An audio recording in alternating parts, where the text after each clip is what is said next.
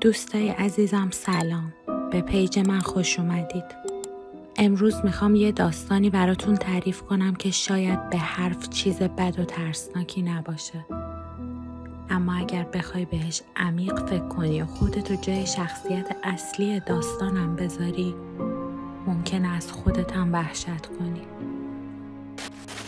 روز اولی بود که پامو گذاشتم توی پادگان وسط کویرای میبد یزد. مرداد ماه بود. هوا طوری گرم بود که انگار خورشید درست بالای سرت آتیش گرفته. هرچی میدیدی فقط کویر بود. جو پادگانم که دیگه نگم براتون. کسی با سربازای جدید حرف نمیزد. اصلا آدم حسابمون نمیکردن. سنگین ترین کارا رو میریختن رو سرمون. همون اول هر کی رو که میدیدم ازم میپرسید جدیدی؟ میگفتم آره. فقط یه جمله میگفت: بالای برجک خوش بگذره. منم متوجه منظورشون نمیشدم. فکر میکردم برجک هم مثل بقیه پستاست. اولش پستای گشت و دور پادگان رو بهم دادن تا توجیه بشم. تو این مدت هم سربازا و فرمانده ها کلی داستان از جن و روح تعریف میکردن. میگفتن هر چند وقت یه بار یه سرباز اینجا جن زده میشه. چندتاشون حتی معافیت دائم گرفتن. منم پیش خودم گفتم سربازا چه زرنگن، با این داستانا دارن خدمت رو دور میزنن. تا اینکه با یکی از سربازای قدیمی رفیق شدم. ازش پرسیدم داستان برجک چیه؟ گفت تو این پادگان بیشتر از 10 تا برجک داریم. همشون نزدیک همن، اما یه دونش از همه دورتره. تقریبا سمت کوههای پشت پادگانه. همه میگن که اونجا پر از جنه. هیچ کس نمیره اونجا پست بده غیر از سربازای جدید و تنبیهی. ازش پرسیدم تو تا حالا اونجا پست دادی؟ گفت آره 1000 بار، اما من چیزی ندیدم. شاید فقط ترسوها میبینن. ولی یه شب یه سرباز از ترس تشنج کرد، رنگش مثل گچ شد.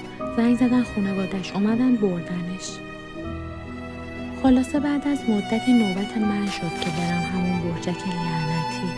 سربازای قدیمی هیچی کم نذاشتن. هر چی داستان ترسناک بود تعریف کردن.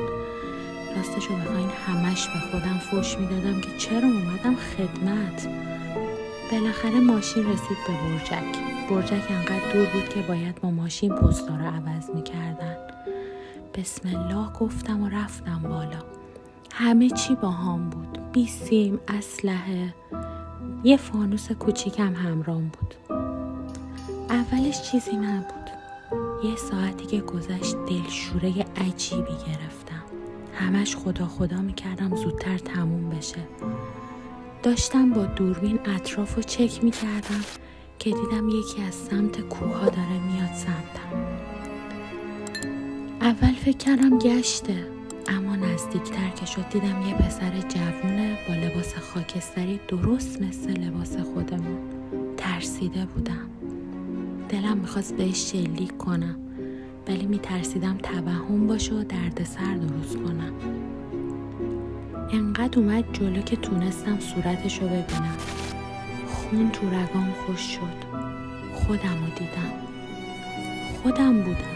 دقیقاً من، با همون لباسا، همون قیافه. ولی یه فرق خیلی بزرگ داشت. چشماش خون افتاده بود. صورتش سیاه و یه لبخند شیطونی روی لباش داشت. زانوهام سست شد. بدنم یخ کرده بود. لبام میلرزید. دستام خوش شده بود. به دیوار چسبیده بودم و نمیتونستم تکون بخورم. اومد نزدیک. قلبم داشت از سینم میزد بیرون. تو چشماش خیره شدم.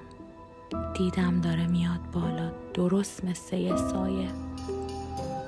یه سیلی محکم بهم زد و یهو همه چی تار شد. وقتی بیدار شدم تو بیمارستان بودم. دورم پر از آدم بود. دکتر اومد بالای سرم گفت حالت خوبه؟ ولی من نمیتونستم حرف بزنم. انگار زبونم قفل شده بود. اشک توی چشام جمع شد، ولی هر کاری کردم نتونستم یه کلمه حرف بزنم. بالاخره بعد از 6 ماه تونستم حرف بزنم. من از خدمت فرستادن تهران، ولی از اون روز به بعد دیگه هیچ وقت خودمو تو آینه نگاه نکردم. هر وقت این کارو کردم یه سایه پشت سرم حس کردم. وقتی از بیمارستان مرخص شدم و برگشتم تهران هنوز بدنم میلرزید. هر شب کابوس میدیدم. همون صحنه‌ای که خودمو توی برجک دیدم. هر شب.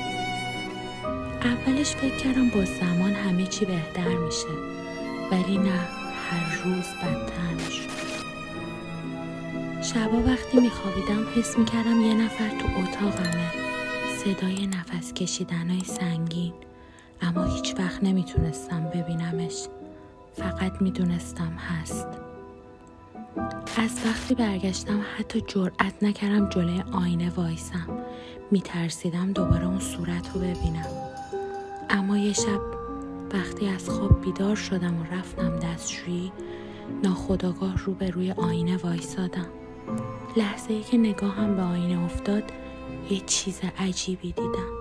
اولش هیچی نبود، اما یهو اون لبخند شیطانی دوباره روی صورت خودم ظاهر شد. خیلی ترسناک بود. اون لحظه یه جیغ کشیدم و از دستشویی فرار کردم. فکر میکردم دیوونه شدم. نمیدونستم چی کار کنم. هر شب خواب برجک و خودم رو میدیدم که داره به هم نزدیک میشه. دیگه حتی روزها هم به حالت عادی نبودم. هر جا میرفتم حس میکردم یکی داره نگام میکنه. انگار همون سایه لعنتی از برجک دنبالم اومده بود. یه روز با یکی از دوستای قدیمیم که قبل از خدمت خیلی باهاش صمیمی بودم قرار گذاشتم. بهش گفتم که باید برم دکتر، باید یکی کمکم کنه. خندید و گفت بی خیال بابا، یه قرص بخوری حالت خوب میشه، اینا همش از استرسه. اما بعد از چند دقیقه سکوت با یه لحن خیلی جدی به هم گفت راستی تو این مدت هیچ وقت به آینه نگاه کردی؟ حس کردم تمام خون بدنم یخ زد. بهش گفتم چرا اینو میپرسی؟ گفت هیچی، فقط گاهی وقتا یه چیزایی پشت سرت تو آینه میبینم که نباید باشه. از اون لحظه به بعد هر جا میرفتم سایه ها نزدیکتر میشدن. انگار دیگه نه روز بود و نه شب. همون شبه، همون سایه های سیاه با اون لبخند حالا توی هر گوشه زندگیم بود. چند وقت پیش نصف شب تو خواب بیدار شدم. احساس کردم یکی درست کنار تختم وایساده. جرئت نکردم چشامو باز کنم، ولی نفسای گرمش رو حس می‌کردم. وقتی چشامو باز کردم خودم بودم. درست بالای سرم وایساده بودم. صورت خودم با همون چشمای خون افتاده و همون لبخند شیطانی. دیگه نتونستم تکون بخورم. قلبم داشت منفجر میشد. بدنم فلج شده بود. تنها چیزی که تو اون تاریکی شنیدم صدای خودم بود که آروم زمزمه میکرد بالای برجک خوش بگذره.